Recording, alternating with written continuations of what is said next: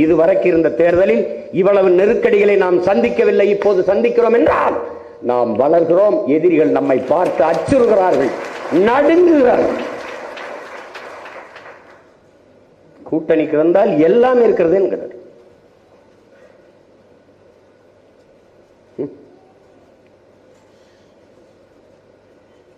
நாம் உருகி கரைந்து ஓடுவதற்கு பனிக்கட்டி அல்ல, புலிக்குட்டிகள் என்பது தெரியாமல் அவர்கள் நம்மோடு